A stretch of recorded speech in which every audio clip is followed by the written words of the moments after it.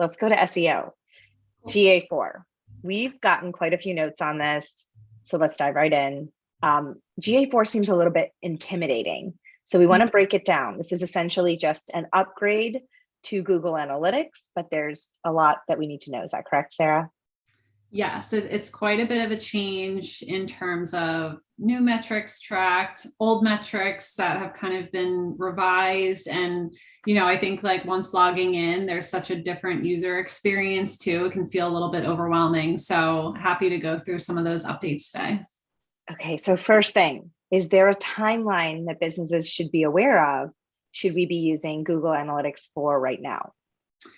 Yeah, great question, considering we are now less than a year away from Universal Analytics expiring, and Google Analytics 4 really being the priority in terms of website visitor tracking. So I would say at this point, if you have not started or built your Google Analytics 4 property, that's okay. But keep in mind, the longer you wait, by next year, when Universal Analytics is gone, you're not going to have that year-over-year data. So definitely make sure it is an absolute priority. I would say this month into August to get that set up, starting to track data. Again, so you have those trends visible when Universal is gone.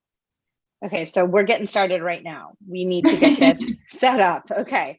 What are some of the new features and capabilities that we should know as advertisers about Google Analytics 4?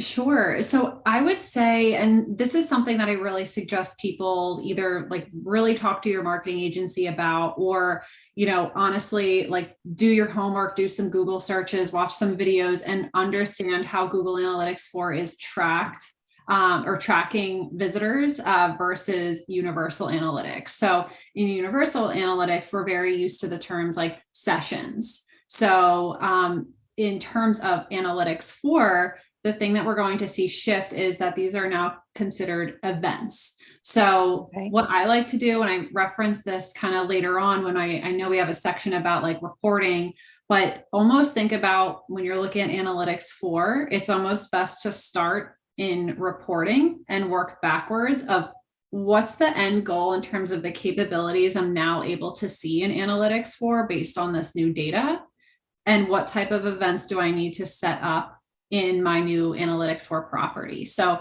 before everyone's like, oh my God, I have to set up all these events, that's certainly not the case. There are automatically triggered events that Analytics has for us, such as like ad clicks, impressions, page views. So once you set up your property, it's going to be tracking a lot of that, most meaningful, important data that you need to analyze your website. But there are going to be instances that you want to set up your own specific events to track, behaviors and instances on your website that might give you a little bit better look into different types of trends.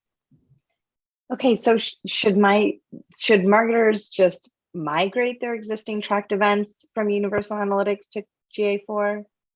So it's not necessarily a bad idea to take your existing events from Universal into Google Analytics 4. But again, that's where it kind of comes back to like starting at the end. What are the new reporting type features that are available that leverage these events? So there's one, I think what we're going to go through in a little bit more detail that evaluates how users kind of interact from just a page visit down to actually like a purchase if you are an e-commerce store or you have a digital retailing tool as an automotive site.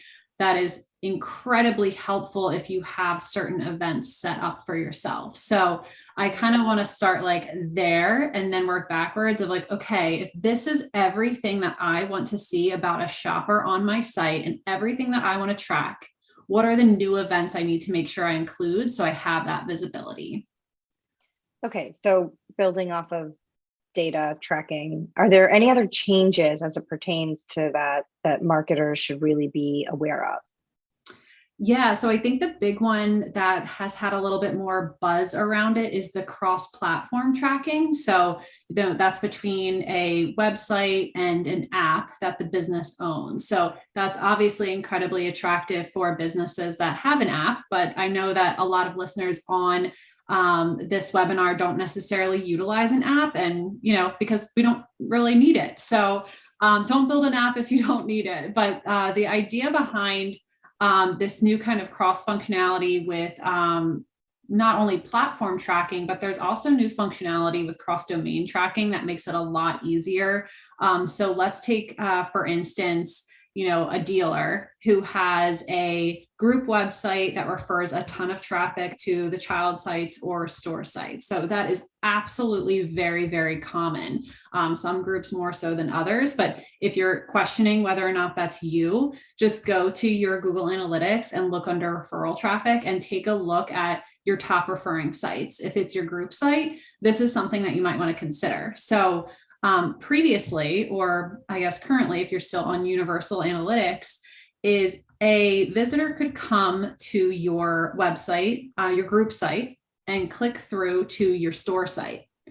When that user goes to your group website, they're considered a user and having a session on that site. But when they click through, they're now considered another user engaging in another session on the child site or the store site. So it kind of like duplicates metrics. It doesn't recognize that as one person. So in Universal Analytics, there were definitely ways that you could implement cross-domain tracking. So this isn't necessarily new.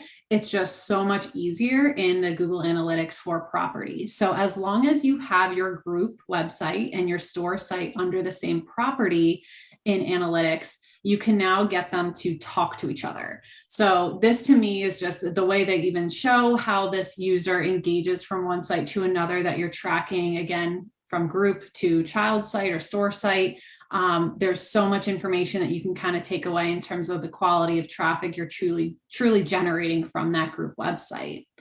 And the other item is, which I'm really excited about because it's just automated now, is the subdomain tracking. So I know a lot of us were pulling our hair out when we launched all these digital retailing tools, and some were, redirecting to a subdomain, and we were kind of losing data or, implementing different types of cross-domain tracking to pull that data.